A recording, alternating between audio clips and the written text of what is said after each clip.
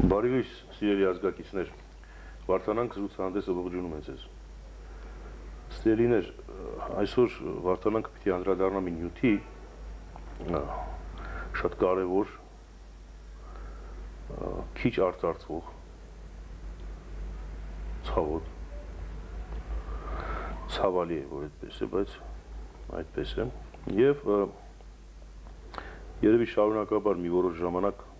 ես անդրադառնամ այս նյութին։ Խոսքը վերաբերում է Արցախյան ազատամարտի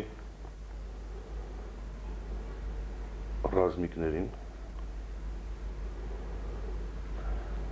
հերոսներին, մարդիկ իրենց արյունը տվեցին, կյանք տվեցին, կամ հաշմանդամ դարձան, եթե ոչ մարմնապես, թեկուզ հոգեպես, և ինչու հաշմանդամ դարձան, որովհետև կարծես թե չի արժևորվում ըստ արժանրույն ոչ այդ հաղթանակը, որը պիտի որ մեծ բան փոխեր մեր կյանքում երևի, և ոչ այդ մարտիկներին, որոնք հայորդիներին, որոնք գնացին իրենց կուրծքը դեմ տալու այդ արհավիրքին։ Սա ամենացավոտ հարցերից մեկն է մեր երևի, բայց նաև չի կարելի չանդրադառնալ, պիտի անդրադառնանք։ Այսպես, ես այս հարցի շուրջը զրուցելու համար այսօր հրավիրել եմ մի շատ կարգին մարդու, լավ հայորդու, հիմա ներկայացնեմ ձեզ Թորգոմ Նալբանդյան, հայրը Հակոբ Նալբանդյան, մայրը Հռիփսիմե Նալբանդյան, բնիկ կիլիկիացի է, իսկ այսքան իր խնդրանքով դաստիարակվել է մորական Մշեցի պապի կողմից։ Այդ ինչու է զուր անպայման ասվել, որ Մշեցի պապն է քեզ դաստիարակել։ Որտեղ ես հորական պապին չեմ տեսել, նա մահացել է մինչև ինձ ծնվելը, եւ ամբողջ հայ ժողովրդի պատմության 15-23 թվականների իրադարձության եւ մորական պապը դեկես որպես ռազմիկ դրսևորելու գործում անուր անալը մորական պապից պատմած է, ինքը մասնակից ա եղել, ինքը եղել ծնողներ ա կորցրել, որփացել ա, ողջ Արևմտյան Հայաստանը ոտով մի քանի անգամ նահանջել ա, նա հարձակվող նահանջը ռուսական զորքի հետ, Անդրանիկից նվիրած փոքրիկ դաշույն ուներ ինքը, երկրորդ համաշխարհային պատերազմին էլ որպես մարտիկ մասնակցել ա, վիրավորվել ա, բավականին բան ես հիշում եմ, չնայած փոքր եմ եղել, հիշում եմ իր դաստիարակությունը, հիշում եմ բան, ու այն ամեն ինչը որ կար, օրինակ շատ բան իրանից է եկել։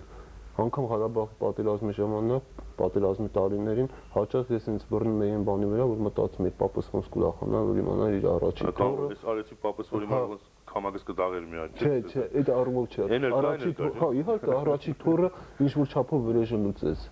Ինչ որ չափով իր կիսատ թողածը, այն որ ինքը ժամանակին չկարողացավ անել, սկսեց լրացնել։ Ես իմ զինվորներին պատերազմի ժամանակ միշտ ասում եմ, ես մեր կռիվը չէ, ես մեր պապերի կռիվն ա, որ այն ժամանակ կիսատ մնաց 70 տարի հետո վերադարձավ մեզ։ Մենք հենց մեր պապերի կռիվն ենք կռվում, մեր կռիվը դեռ դեմն ա։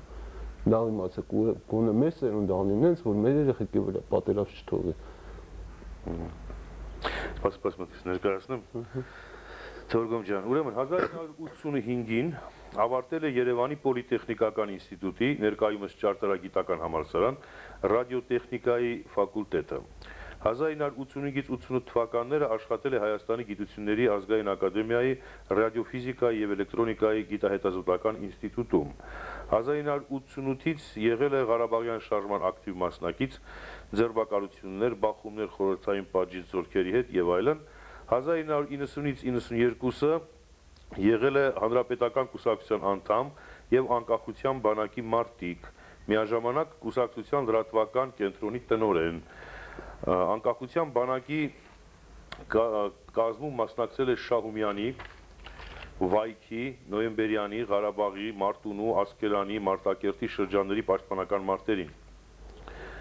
Մասնակցել է Շուշի և Լաչինի ազատագրմանը։ 1992-ից Հայաստանի Հանրապետության զինյալ ուժերի սպա է, և այլևս ոչ կուսակցական բնականաբար չես կարող լինել, եթե սպա ես։ Որպես այդպիսին մասնակցել է 1992-ին Լաչինի Միջանցքի պաշտպանությանը, 1993-ին Քելբաջարի Ֆիզուլու Կուբատլիի Աղդամի շրջանի մի մասի ազատագրմանը, 1994-ին Քելբաջարի եւ Մարտակերտի շրջանի մարտերին եւ այլն։ Պարգևատրվել է մարտական ծառայությունների եւ անբասիժ ծառայության համար մեդալներով։ Ներկայումս Հայաստանի Հանրապետության բանակի մայոր է, ծառայում է Պաշտպանության նախարարության համակարգում։ Բարի, պարոն մայոր, շատ սիրելի թորգոմ։ Թորգոմա տնից, հա, այսպես։ Գիտես ինչ, ես մի քիչ սկսելիս շատ դժվարանում եմ այս թեմային անդրադառնալ։ Բազմաթիվ են պատճառները, ու դրանցից մեկը նաև այն է, որ հիմա այդ հայորդիների ճակատագիրը շատ արտարոց դասավորվեց։ Նույնիսկ անցյալ օրը մեկը մոտեցավ ինձ փողոցում,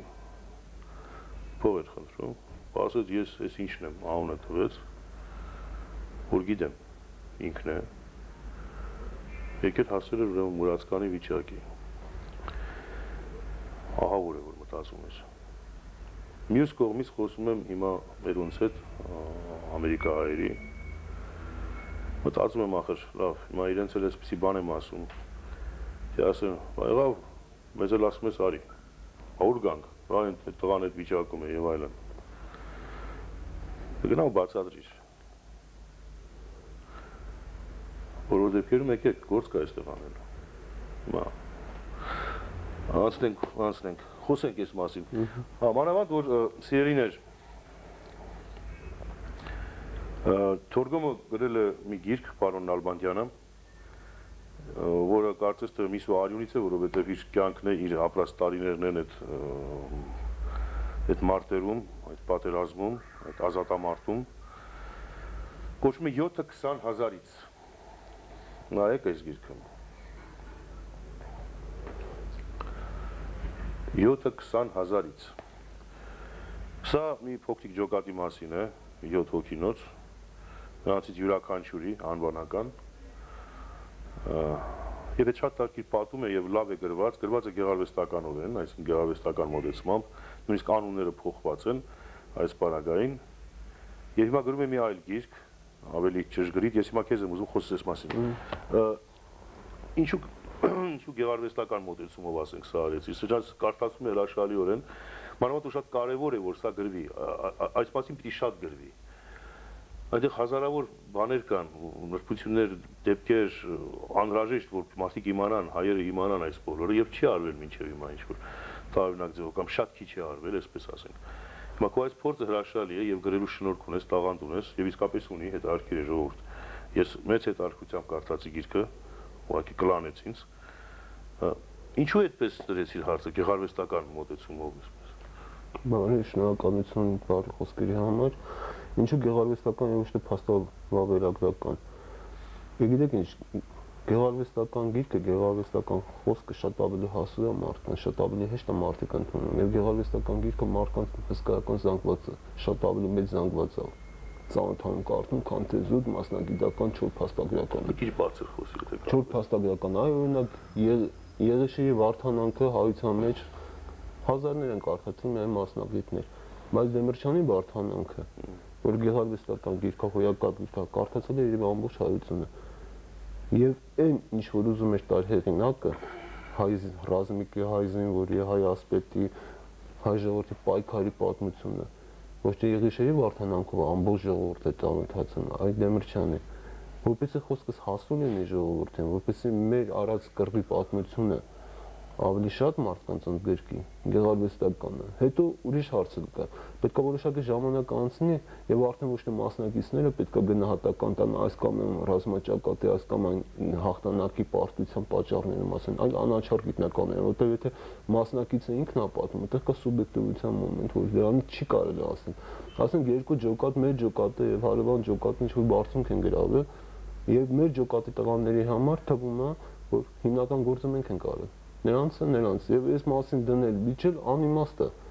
Դա պետքա տա երրորդ մարդը չեզոք որ չի մասնակցել, բայց ունի ամբողջ փաստաթղթեր։ Չմասնակցող փաստերը ինչ գիտի։ Չէ, գիտեք ոնց է, պատմության արխիվները բացվում է։ Այսօր ադրբեջանական մամուլում Ադրբեջանում դատավարություններ ընթացան իրանց Շուշիի նախկին հրամանատարին, Աղդամի նախկին հրամանատարին,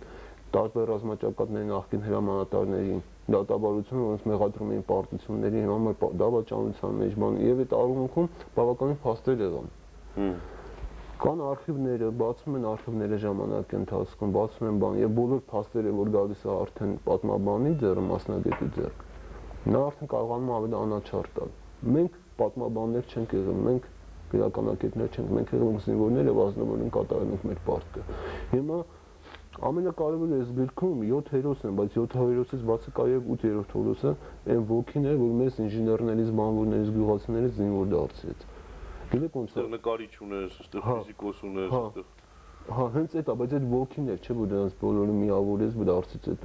Այս գիրքը այդ ոգու մասին է։ Գրքում հերոսները իրական պատկերներ են, իմ ընկերներն են զոհված կամ ողջ։ Այստեղ ավելի քիչ եմ ես։ Այս գրքում ես ավելի քիչ եմ, նաև կամ բոլորի մեջ ինչ որ իմ հոգուց ինչ որ մասնիկ կա։ Ուրիշ ձևի չէր կարելի, մեր ջոկոտները հոգեբանները միախառնված են։ Տարբեր մարդիկ լինելով այս պատերազմի ընթացքում այդ ժամանակում միախառնում ենք, դառնում ենք մի մարմին եւ դրանով հաղթեցինք։ Այ գիրքը դրա մասինն է։ Գրքում ես լավ եմ նկարագրել առաջի տպավորությունները, երբ ինժեները ամբողջ կյանքում զենք չի տեսել, անգամ քանի որ ինստիտուտում ասողել է սովետական բանակում էլ չի ծառայել, պատերազմի մասին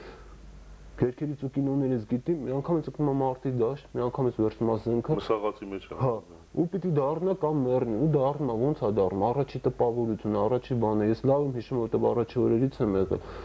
Ամենահասարակ բաները չգիտենք, ու զոհ տալով, արյուն տալով սովորեցինք կռվել։ Կալ է դպրոցը, բայց կալ է ոգին, որ մեզ ստիպում էր, որ մենք դժվարություններ կարողանում ենք հաղթահարել հոգեբանորեն, կարողանում ենք կանգնել, ու հիմա երևի չհավատան ինձ, բայց իրոք եղել է շատ դեպքեր եւ 6 հոգով 600 հոգու դեմ ենք անել կարողացել են բնակավայր կամ բարձունքը պահել։ Որ չէին հավատում մարդիկ, չէին հասկանում ոնց կարա տես լինի, սրանք մասնագետներ չեն, սրանք զինվորականներ չեն, սրանք զինվորական կրթություն, դաստիարակություն չեն ստացել, ոնց են դիմանում։ Որ լինել էլ 6 հոգով 600 դեմ չեն կարողանել ինչ-որ։ Հա, բայց նրանք կարողանում են պահել շրջաններում, կարողանում են պահել գյուղերում։ Ես գիտեմ որ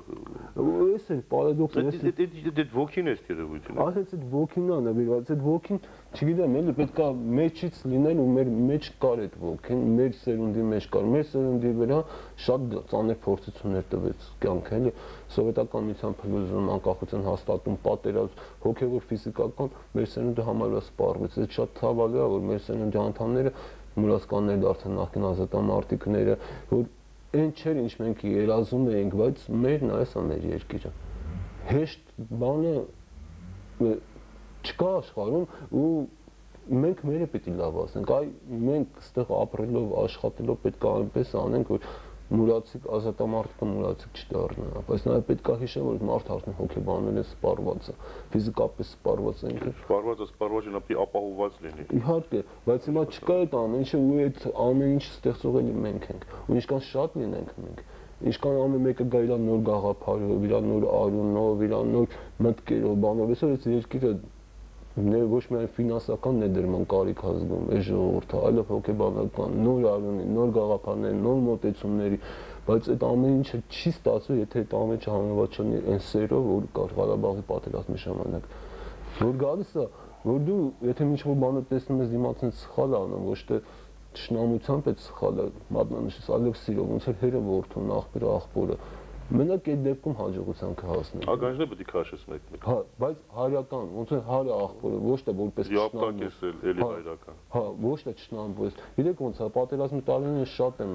տեսել, որ մարդուն հայերելով կարողանում ես ուշքի բերել, հետո այդ մարդը գալիս է քեզ շնորհակալություն հայտնում, որ դու ինձ հայերեցիր, ուշքի բերեցիր։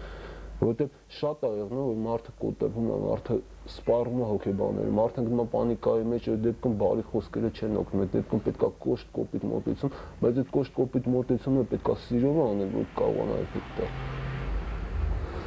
Ուզում եմ այդպես շատ լավ, չէ՞,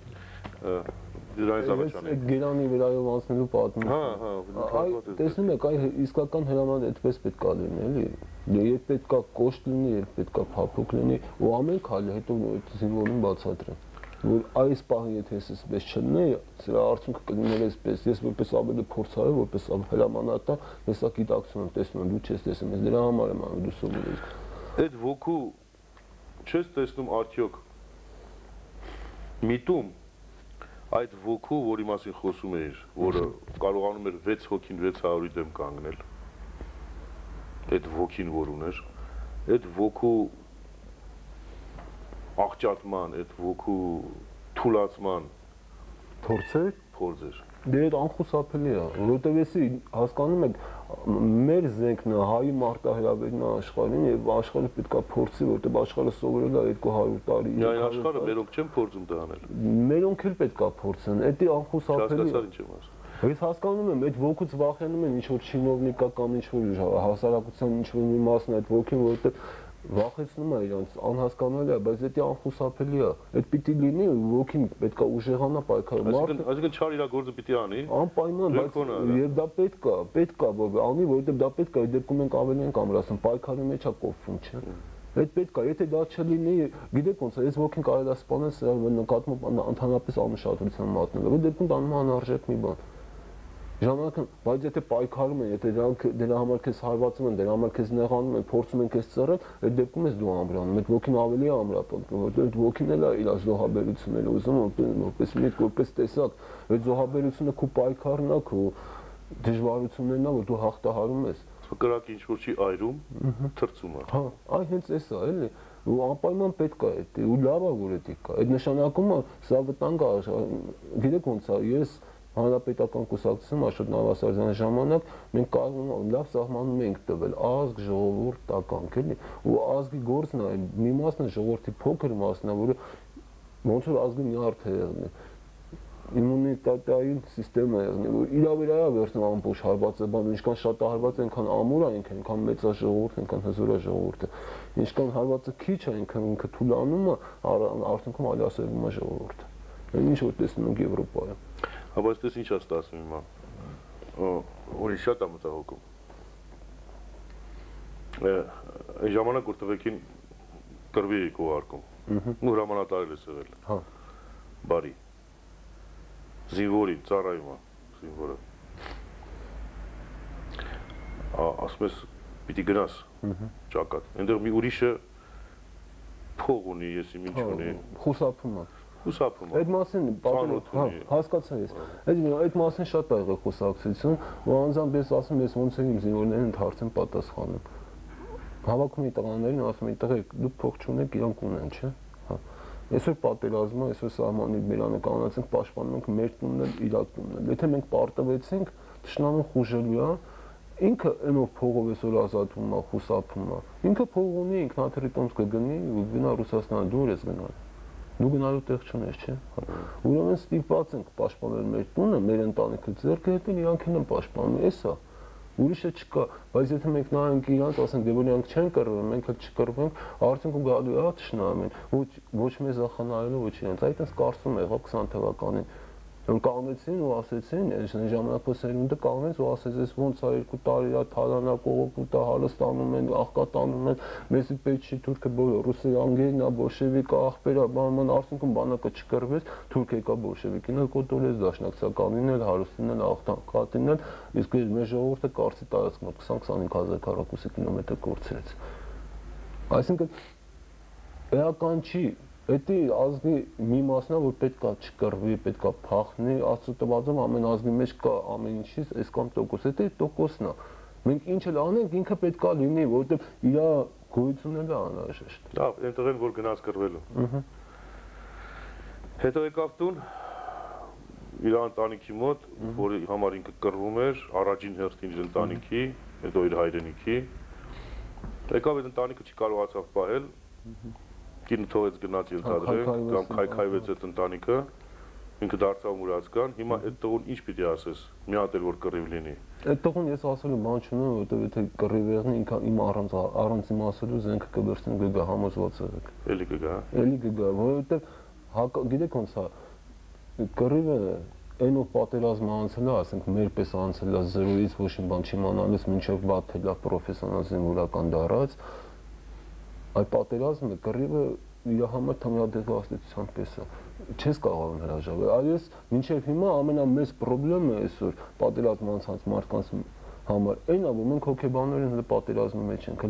հենց մեր համար պատերազմը չի վեր, դրա համար անդադ բախվում ենք, հազարավոր դժվարություններ են քաղաքի անում, բայց գլխի ուղեղներից մեջ էլ պատերազմն է, ու մենք ուզում ենք այդ պատերազմը։ Ուզում ենք, որովհետև տեղ ենք, որ մենք կարողանում ենք դառնալ պետքական, տեղ ենք, որ կարողանում ենք ինչ-որ մի բան անել, այդ է, որ ամեն ինչ մենք այդտեղ հասկանում ենք, կարող ենք ազգին, ժողովրդին, ընտանիքին, ինքներս ինձ օգուտ տալ։ Այս խաղաղ պայմաններն որ մենք չենք հարմարում, չենք հասկանում։ Չենք կարողանում, այստեղ անընդհատ անհաջողություններ, այստեղ անընդհատ բանն է, բայց այդ մարդը, որ պատերազմել է, կռվել է, ինքը հսկայական մեծ կոչում է ստացել հայրենիքի պաշտպան։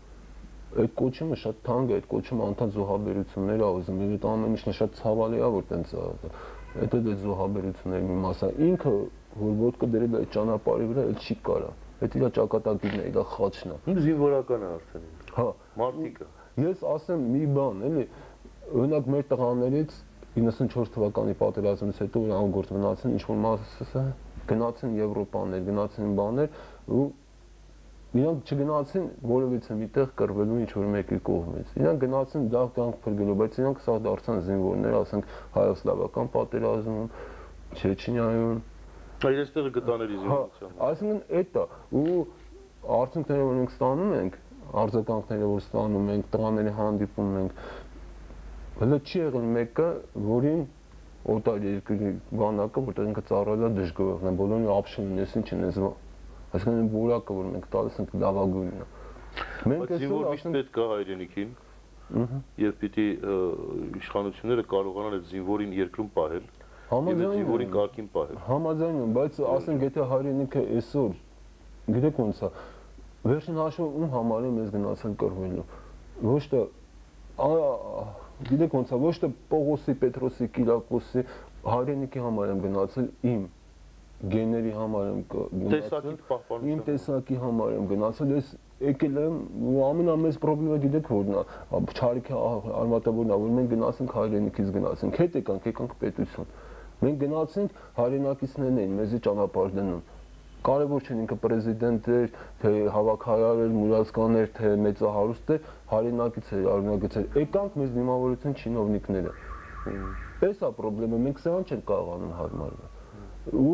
մի բան կա, պատերազմը սովորացնում է վտանգի աղ, եթե ուզում ես ողջ մնաս ու հաղթես պատերազմի մեջ, վտանգի աղբյուրը անմիջապես պիտի ոչնչացնես։ Մենք ամեն օրը վտանգ ենք դնում, բայց ձեռներս չի բարձրացնում։ Յուրայինա չես կարողանում, հասկանում եք, որտեղ դա էլ է պատերազմը, սա սվոյա, սրան ձեռտալ չի կարելի։ Այդ մտածը, կոդի պես մտածը, դու հասկանում ես, որ մի հատ գոռած մի հատ հուշ տանես, ինքը վախից կմեռնի, բայց դու քեզ զսպում ես, իսկ նա խորտում է 1-2-3 մինչև որ ասենք խաչ ճակատից թռնում է, արդեն դառնում ես մարդասպան։ Այս խնդիրները կա, օրինակ Ամերիկայի Միացյալ Նահանգներում ես ինչքան գիտեմ, ինչքան որ այսօր իմ պաշտոնի բերումը վերականությունը ուսումնասիրում, ցանկացած կոնֆլիկտից հետո հոգեբանները ամիսներով կոնֆլիկտի մասնակցած զինվորի հետ աշխատում են, որպեսզի իրան կարողանան վերադառնալ քաղաքացիական կյանքին։ Մեր հետ այդ բանը չեղավ։ Մենք գնացինք անուշադրության մատնված, ասենք թաքուն ժամանակ, որտեղ դեռ սովետ միությունն էր, դեռ բան էր, դեռ պետք էր ամեն ինչ գաղտնի անել, դեռ կարող են ձերբակալել։ Մի համեմատիր ամերիկացիների հետ, գիտես ինչու, որովհետև երկու պատճառ կա հիմնական։ Նախ ամերիկացիները, որ եկան, ասենք Վիետնամից։ Հա։ Ժողովուրդը լավ չընդունեց իրենց, որովհետև չէին սիրում այդ պատերազմը ընդհանրապես։ Բայց պետությունը դրանց տալիս էր, նպաստել էր տալիս, ամեն ինչ տալիս էր, բայց իրենք դարձյալ չէին հարմարվում։ Փողոց էին ընկնում, չգիտեմ, գենգեր եւ այլն բան։ Շատ չէին կարողանում հարմարվել բնավ։ Բայց դրանք ամերիկացի են։ Մենք հայեր ենք, եւ մեզ պետություններ չի նայում։ Ոչի բաներ չի նայում։ Բայց մենք այսօր բայց հլա դիմանում ենք։ Չէ, այդ չի։ Մեր բաղը գալիս են էլի զենք են վերցնում, ասես վերցնեն։ Բայց պատերազմի մասնակիցների մեջ հանցագործության տոկոսան հարաբերությամբ, հենց դրա համար է որ մենք հայեր ենք մնացած է 100 անգամ ավելի քիչ է կամ 1000 անգամ ավելի քիչ է, քան ամերիկացիների, գերմանացիների։ Դա ֆիլմ կար, Ռոբերտ Միչումն էր խաղում, շատ լավ դերասան այ միջայլոց։ Ես ֆիլմի վերնագիրը չեմ հիշում, եթե հիշում են մերոնք, չգիտեմ, որ Ռոբերտ Միչումն էր խաղում Ճապոնիայում ծառայել, ունդեղ մի կնոջ ասիրել եւ այլն, բարձրացան դրանից աղջիկա ունեցել ինքը տեղյակ չի եւ այլն, գնում է հետ Ճապոնիա ու իր ընկերոջ հետ ու ընկերը ասում է բացատրել ինչն է տարբերությունը ամերիկացու ու ճապոնացու միջև։ Ասում է որ ամերիկացին փիստով եղավ, այսինքն որ կատաղեց, խաչը ճակտից թռավ, պատուհանը բացում սկսում է կրակել խարխի վրա։ ասում ես, որ ճապոնացին է ճակատից թռնում, ինքը իրան է սպանում։ Այս է տարբերությունը, հակատից կողմերն են, դե նա ուզում էր բացատրել, մի համեմատի էլի։ Հա, չէ, համեմատի չէ, ես գիտեք ինչն է բան, այսինքն այդ բանը, որ զինվորին մարտի դաշտում կռված զինվորին հոգեբանորեն պետք է վերադարձնել, բան դեռ հին աշխարհում են եղել, ես կարող եմ բերեմ հին հույների, հռոմեացիների դրանից Ռուսաստանի օրինակ, օրինակ Ռուսաստանում հին Ռուսաստանում, Երևանի ահեղից առաջ բան, Կիևյան Ռուսում, որ զինվորը մարտի դաշտից գալիս է շատ հետաքրքիր է դա։ Գյուղ միանգամից չէր մտնում։ Գյուղի մոտ իրան գյուղի քահանան, ծնողները, բաները դիմավորում էին, կանգնեցնում են, ասում են պարկի։ Զինվորը պարկում էր, զորացրված զինվորը, համբուրի հայկական հողը, ու ասում են դու հիմա նոր ծնվեցիր։ Այ հիմա տես սա քու հայրն է, իրան պետքա լսես, հարգես, սա քու մայրն է։ Սա քուրն է, իրան ձեռ պիտի, այ հին Հռոմում էլ ուրիշ ձև էր, հին Հռոմում շատ փոքր բան էին սարքում, կամարի պես բան, եւ զինվորը պետք է անցներ անպայման գլուխը խփեր, կռանցած անցներ, որ ասեն, այն որ դու բեշ գլուխդ բարձր նշ, այդ պատերազմի ժամանակ է, որ չպիտի ընկճվես, չպիտի խեղճանալ, հարվածին հարվածով պիտի պատասխանել, այ հիմա պետք է խոնարհվես, որովհետեւ քաղաքացիական կյանք է, այսինքն այդ բանը միշտ է եղել։ Այդ բոլորը շատ լավ է, բայց տղեկին պետքա տերություն արվի։ Անպայման։ Եվ ինչ որ չի արվում, դա արդեն ես համարում եմ դա մեծագույն սրիկայություն։ Գիտեք ոնց է, չի կարելի այդպես։ Բայց այդ պետք է եղնի ոչ թե սպոնտան, ինչ որ մեկը ասեն գրպանից հանեց ինչ որ մի բան։ Չէ, դրամասը չի։ Դա պետք է եղնի լավ պետական մակարդակի վրա։ Պետական մակարդակի վրա կան հարցեր կան, անելիք շատ կա այդ առումով, ու ինչ կան էլ անեն էլի։ Գոյ է ծառայությունից։ Նորմալ է ծառայությունը, ես իմ երկրում եմ ծառայում, իմ հայրենիքում եմ ծառայում, իմ հայրենիքի համար գոհ եմ։ Գիտեք ոնա, ես հիշում եմ դեռ փոքր էի, որ սովետական միության այդ շքահանդեսները տենում էր, ես էլ մայրս էլ հայրս էլ ասում էր, տա Աստված, ախ Աստվածյան կլինի, մի օր այս զորքը հայկական լինի։ Դա եղավ մի բան էլ ավել, հայկական զորքը գա, հայկական զորքը շքահանդեսանում է, այդ հայկական զորքի սպայել ես եմ։ Թուրքում ռադիոֆիզիկա ես ավարտել, հետաքրքիր է, բայց գրելու շնորհք ունես, կարգին շնորհք ունես։ Իմիջայլոց լուրջ եմ ասում։ Մի շնչով կարդացում եք երկը։ Շատ հետաքրքիր դիտողականություն ունի, այս երի թորգոմը, եւ գրելու շնորհք այդ դիտողականությունը վերարտադրելու։ Չգիտեմ, ինչ է սրա տիրաժը, ինչ կարող է լույս տեսել։ 1000 օրինակ է լույս տեսել։ 1000 օրինակ, կարգին թափ։ Հիմա 300-ից ավել լույս չի տեսնում գիրքում։ Եթե ուզենան մերոնք ինչ ձև կարող են ձեռք բերել։ Թող դիմեն ձեզ։ Դու հեռախոսպան, հա, դու ծառայության մեջ ես, հա։ Թող դիմեն ձեզ, ձեր միջոցով ես արդեն կիմանա։ Բարի, սիրելիներ, հիշեցնեմ ձեզ, Թորգոմ Նալբանդյանն է, իմ հյուրը այսօր, Հայաստանի Հանրապետության բանակի սպա, մայոր, նաև հրաշալի գրող է, այս գիրքն է 7-20 հազարից, և եթե հետաքրքրված եք, զանգահարեք ինձ, Ալֆրեդը երևի հեռախոսս գրում է այնտեղ տակը, վստահ եմ, զանգահարեք, տեսնենք ինչ միջոցով կարող եք ձեռք բերել, այսպես, դարձյալ վերադառնամ Թորգոմ ջան, ոգուն։ Մի շատ տխուր խոսակցություն կա։ Ես այնտեղ էլ էի լսում, Միացյալ Նահանգներում երբ բնակվում էի այնտեղ, եւ եկա այստեղ էլ եմ լսում։ Դե որ ռուսները չլինեին, հո մենք չէինք հաղթելու։ Սա ինձ ապշեցնում է ուղղակի, այս սեփական ուժերի նկատմամբ այսքան թերահավատությունը, նույնիսկ հաղթանակից հետո հաղթանակը տեղի է ունեցել, հիմա էլ պատճառաբանություն, թե դե մենք ինչ կապ ունեինք, ռուսները ուզեցին, դրա համար հաղթեցինք։ Թեև ես հակառակն եմ մտածում, բայց այդ չի հարցը։ Քո կարծիքը այս մասին ինձ հետաքրքրում է։ Գիտեք ինչ է, շատ ճիշտ ասեք, շատ ցավալի է, բայց ես ուզում եմ այդպես ասողներին մի հատ հիշեցնել։ Կացի օպերացիանով էր անում։ Կացի օպերացիան անում էին ռուսները մեր դեմ։ Ով Հադրութի գյուղերի մեծ մասը դադարկեց, տվեց նվիրեց ադրբեջանցիներին։ Ստեփանակերտում ձերբակալությունները ով էր անում։ Ռուսները չէին անում, ադրբեջանական բանակը, որ ամբողջ պատերազմի ընթացքում մի քանի անգամ ավելի շատ զենք ու զինամթերք ա ունեցել, քան թե մենք, ինչ զենքով էր կռվում, եւ ով էր այդ զենքը իրան տալիս։ Ադրբեջանական օդուժը, որ ռմբակոծում էր Ղարաբաղի գյուղերն ու քաղաքների, ինչ ազգաութաչումներ էին։ Այնը ռուսները, ուկրաինացիները դեմ չի եղել, որ ասենք ռուսները ուզեցին, ուզելով չի լինում այդպես բան։ Իրոք մենք կռվեցինք, հաղթեցինք, այդպես ասող է։ Ես ուզում եմ սա ինչ եմ շեշտում, ես ուզում եմ որ մերոնց մտապատկերում շատ հստակ ձևավորվի այս բանը։ Արցախյան ազատամարտը հաղթեց հայությունը, հայ ազգը, եւ հաղթեց ի հեճուկս Նաեւ ռուսների։ Նաեւ բոլոր նրանց, ովքեր որ ուզում էին որ պարտվի, Արցախյան ազատամարտը հաղթել է հայ ոգին։ Սա հստակ է, եւ ով փորձում է սա ինչ որ ձևով խեղաթյուրել եւ այլն, դա բարեկամ չի, հաստատ։ Դա հաստատ բարեկամ չի։ Եվ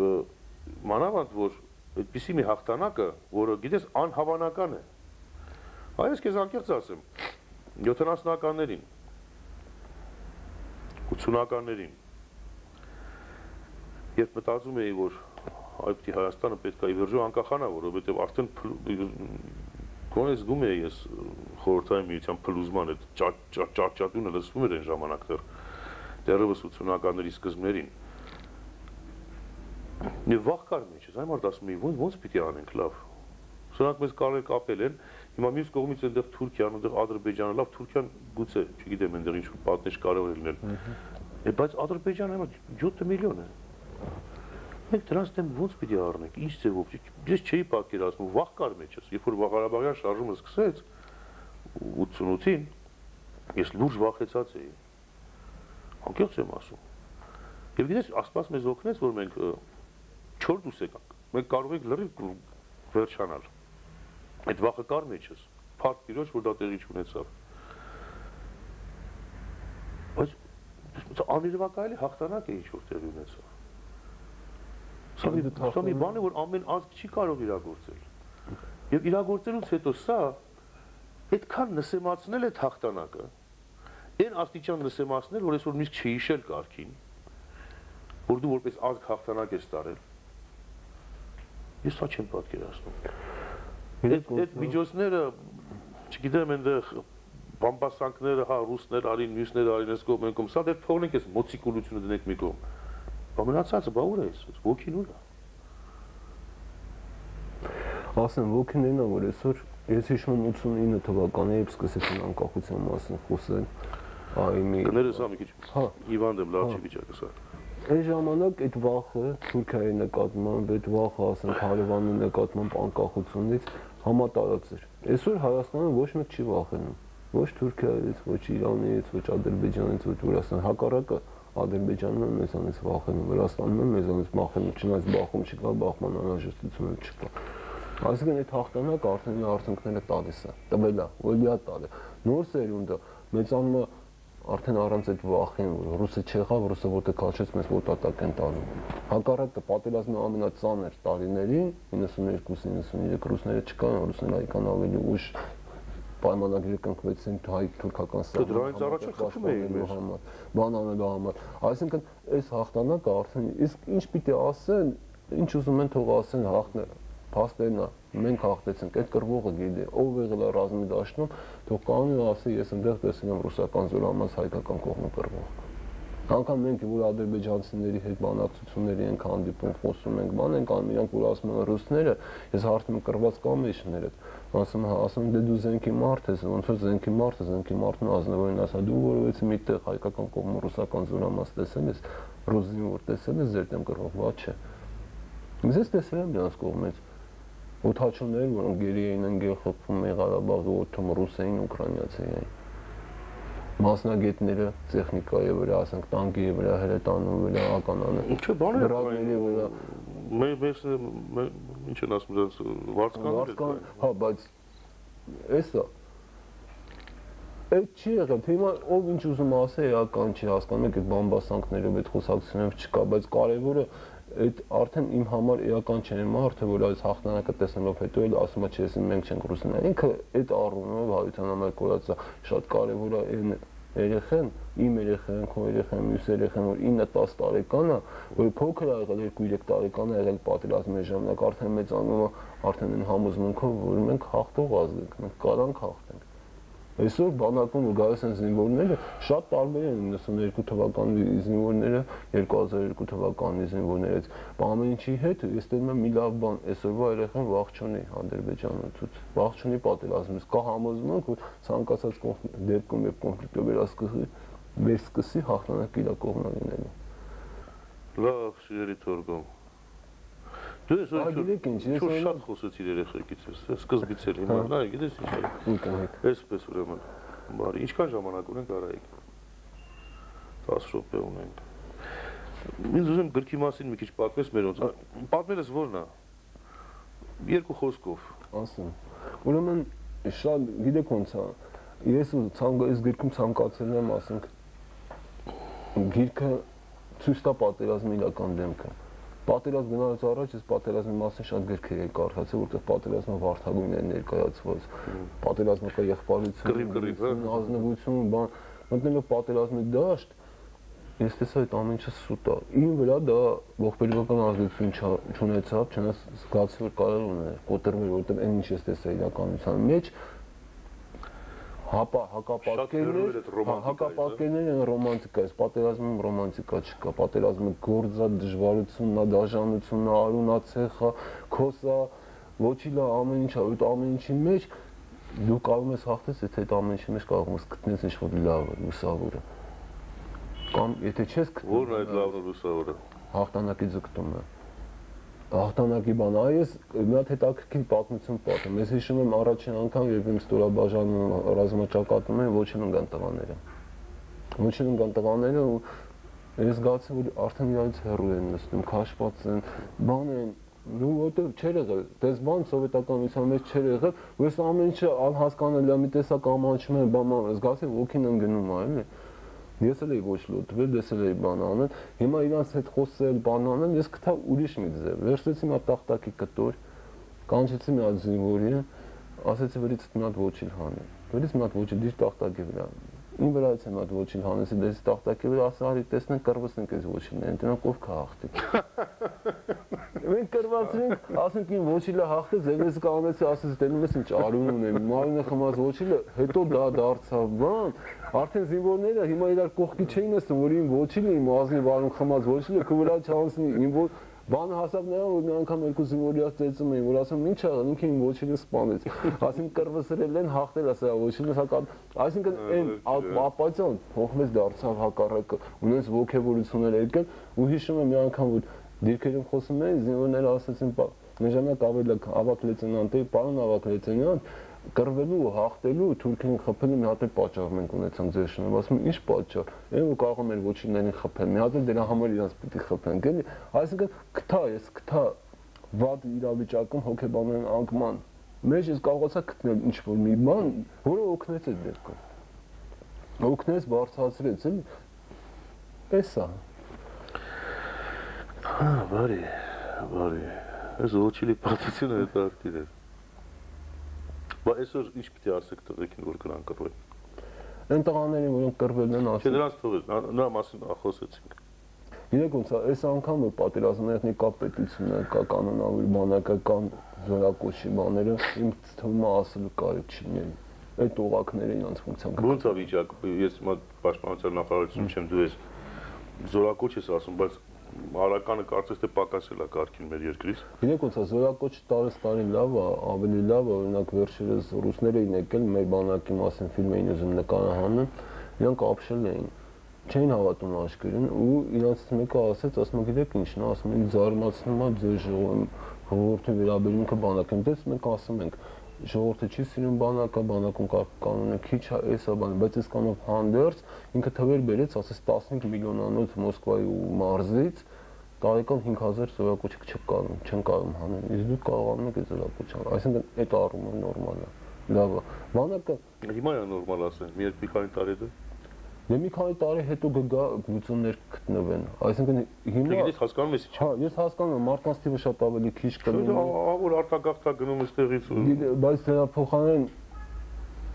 Դու արտագաղթը գիտես ոնց է անդրադառնում բանակի վրա, ահա որ գիտեք ինչ այդ հարցերը եւ ինձ պիտի ճուղի պաշտպանության նախարարին, բայց ես իմ կողմից, որտեղ իմ դիրքից ես տեսնում եմ, որ մենք գնալով ռազմիկնալ մեծ զինվորներն ավելավ ենք բանանում, նորնենց որ մի զինվորը մի հոգին եթե այսօր մի հոգու գործանում, վաղը կարողանալ երկուսի գործ։ Շատ էին խոսում մի ժամանակ գիտես ընդ Ջեդավշինա եւ այլ, ես չեմ ուզում վատ վիճակի մեջ դնեմ։ Չէ, պրոբլեմ չկա։ Բայց դու էլ ասում ես մշեց ու դասիրակած տղա ես, պետք է որ վատ վիճակի մեջ չընկնես։ Ջեդավշինա կար, բանակում վատ էր վիճակը իսկապես, սպանություններ էին լինում եւ այլն։ Այս մի քանի տարի առաջ ընդամենը։ Եվ հիմնական բողոքը ժողովրդի էր, որ բայ երեխուս ուղարկեմ այդ բանակը, բայ հետո վիճակը ինչ կլինի, ոնց է իմակացությունը այնտեղ կոտրել։ Շատ ավելի լավ։ Ես էլ եմ լսել, որ շատ ավելի բարելավված է։ Գիտեք ոնց, այն ամենասկզբի ժամանակ պատերազմն էր, պատերազմից հետո այդ պատերազմող սպաների մի մասը, մեծ մասը զորացրվեց, եկան մարդիկ նոր, որոնք էլի զինվորական կրթություն չեն ստացել, ու շատ դժվար է այդ ժամանակ, ասենք սպայական վերահսկողությունը բանակի զինվորի նկատմամբ շատ թույլ է, շատ զորամասերում ընդհանրապես կտրվեց եւ իշխանությունը, ասենք վերցրեցին զինվորները, sense կոչված զինվորական լեքսիկոնով ասած զորամաս նայողները, չաստ նայողները, ու իրանք մտցրեցին իրենց օրենքները բաների անան, բայց հետագայում ժամանակ ընթացքում ինստիտուտը ավարտած ուսումնարանները Մաուզերների պատմություններ դարձել էլի, հա։ Ինստիտուտ ավարտած, բաները ավարտած սպաները եկան, վերահսկեցին, այսօր զինվորների մեջ անգամ ասեմ այս զինվորական լեքսիկոնով իրար չեն նեղում, որովհետև իրանք ընդհանուր ճշնամին ունեն ու սպանը այդ ընդհանուր ճշնամին, զինվորը ընդհանուր ճշնամին ու ես դրա մեջ վատ բան չեմ տենում։ Իրոք իմ զինվորները ես իմ վերաբերմունքով նրան եմ, որ ես իրանց նկատմամբ խիստ եմ բանան, պիտի կարողանամ միավորել, որ իրանք այդ դեպքում իրանք իրար չեն։ Դու կարողանաս այնպես անել, որ բոլորով քոդեմ դուրս գան, հոգեբանորեն։ Հա, նշանակում է ես լավ սպա։ Ուրեմն իրանք միացել են իրար։ Հա, ես լավ սպա եմ, ուրեմն իրանք իրար չեն ծեցի, իրար չեն նվաստացնի։ Իրանց ամբողջ բանը էսա պաշտպանենք, որովհետև հեսա այս սպան գալու է, էլի դրբիտակ չընկնենք, նկատողություն չստանանք։ Ճակատ գնացիք թիկունքից չէ խփի։ Չէ։ Որպես կանոն փորձը ցույց է տալը, որ տենց սպաներին շատ ավելի են սիրում, քան թե այն սպաներին, որ ասենք փորձում են իրենց տախտեր անալ, բան անել, որովհետև գիտեք ոնց է, իրանց դաշտը չպիտի մտնես, եթե մտար իրանց դաշտը, դու կորցնում ես, պարտվում ես, որովհետև դու այդպեսին չես։ Դու իրանց պետք է բերես իմ դաշտը, գիտեք ինչա դու ձեր գյուղի տուզն ես եղել, դու ձեր գյուղի գողն ես եղել, ինչ է տակվում, այս զորամասի, բարիս անցալ ես նոր աշխարհը, այստեղ դու զինվոր ես։ Այստեղ դու ինձ ես ենթարկում, որովհետև քո կյանքն էլ, քո բանն էլ 2 տարի վստահված է ինձ, ես եմ պատասխանում ու պետք է խաղաս իմ խաղի կանոնները։ Եթե հաջողվում է այդ անել, չեպեներ չեն լինում, զինվորը նորմալ անում է, եթե չի հաջողվում, կարող լինի չեպեներ, ձեզ կրտուքներ։ Մի անգամ էլ հիշեցնեմ, սիրել 7-20 հազարից կոչվում է գիրքը, խորհուրդ եմ տալիս կարդալ։ Խորհուրդ եմ տալիս կարդալ, շատ հետաքրքիր է եւ մանավանդ մի նյութի շուրջը, որը շատ չի խոսում այս մասին ու գրվում, մի երկու բան գրվեց փոքրիկ Մոնթեի մասին, մի գիրք գրվեց փոքրիկ Ռաշալի Մոնթեի եւ մի խոսքով, բայց շատ են այդ տղաները, 2 րոպե մնացել է։ Ուրեմն դարձյալ հիշեցնում եմ, եթե կցանկանաք ձեր բերել զանգարեք ինձ, ես կկապվեմ Թորգոմի հետ եւ մի ձեւով այդ հարցը կլուծենք։ Եթե ցանկացող շատնի, գուցե մի տրցակ ուղարկվի այնտեղ, չգիտեմ, գրատուն եւ այլն, կամ ես Ալֆրեդին կասեմ թող խոսի գրատուների հետ, կտեսնենք։ Համենայնդեպս արժի անպայման կարդալ այս գիրքը, 2 րոպե մնացել, սիրելի Թորգոմ։ Մենք ուրեմն ավարտում ենք արդեն մեր զրույցը։ Ես քո խոսքը մեր հայրենակիցներին Միացյալ Նահանգներում, մեր ազգակիցներին, ոչ թե հայրենակիցներին, ազգակիցներին փաստորեն, ցավոք սրտի այդպես է, հիմա հայրենակից չենք։ Քո խոսքը մեր ազգակիցներին եւ դրանով եզրափակենք այսօրվա մեր զրույցը։ Ողջունում եմ ձեզ, սիրելի ազգակիցներ, հայրենակիցներ։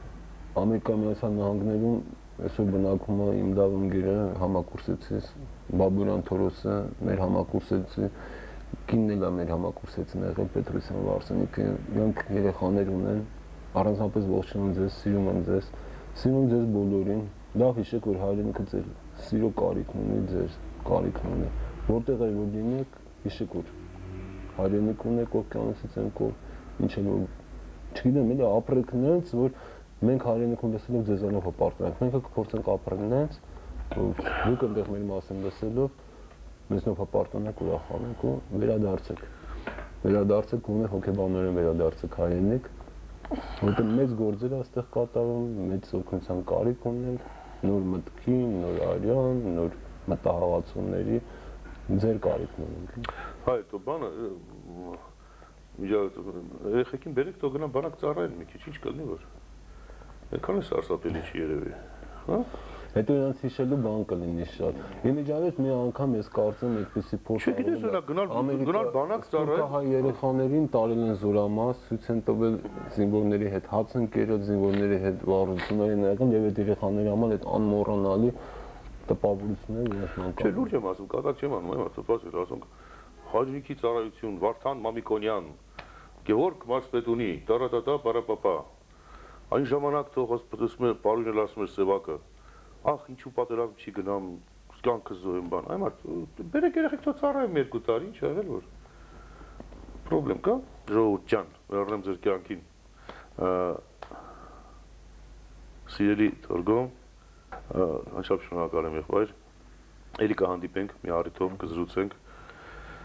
Գիրքդ իսկապես հետաքրքիր է, խորհուրդ եմ տալիս բոլորին, որ կարդան եւ քեզնից ինչ մաղթեմ, Աստված ձեռքը վրա տանի, օջախիդ ընտանիքիդ վրա անի եւ ուժ ու կամք տա քեզ դասիրակելու նոր սերունդը մեր բանակի։ Աստված հետդ։ Իսկ մենք սիրելիներ կհանդիպենք հաջորդ շաբաթ, Աստված բոլորիս հետ։ Աստված բոլորիս հետ։ Ամենայն բարիք։ Բարին ձեզ։